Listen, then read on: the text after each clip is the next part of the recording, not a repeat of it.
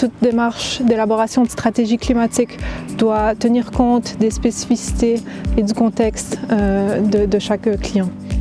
Ensuite, on travaille sur deux volets complémentaires quand on parle de climat.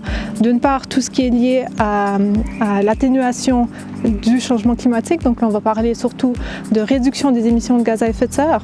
Et d'autre part, tout ce qui est lié à l'adaptation aux conséquences des changements climatiques. Et ce qu'on a aussi donc l'habitude de faire, c'est de procéder en deux grandes étapes. D'abord, on va vouloir faire un état des lieux, une espèce de diagnostic de la situation actuelle pour savoir, si je prends l'exemple d'une commune, de voir qu'est-ce qu'elle fait déjà, parce que bien sûr le thème du climat c'est très transversal, on touche à plein de sujets qui sont déjà abordés et traités par les communes, l'énergie, la mobilité, les dangers naturels, l'environnement, etc.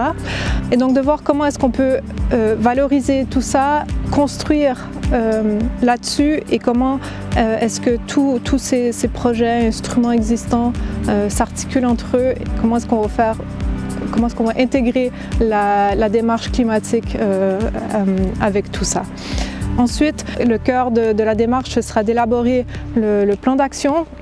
Le plan d'action, donc, c'est essentiellement la feuille de route de qu'est-ce qu'on peut maintenant faire, quelles sont les mesures à mettre en œuvre, des mesures opérationnelles, concrètes, qui est-ce qui va les mettre en œuvre. Donc, les questions de gouvernance, de suivi de la mise en œuvre sont abordées à ce niveau-là. On va apporter un soutien et des conseils à travers la démarche de façon globale.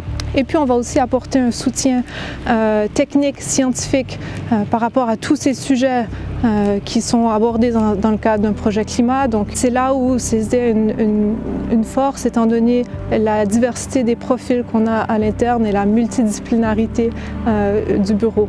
Qu'on arrive à aborder cette transversalité propre au sujet du climat.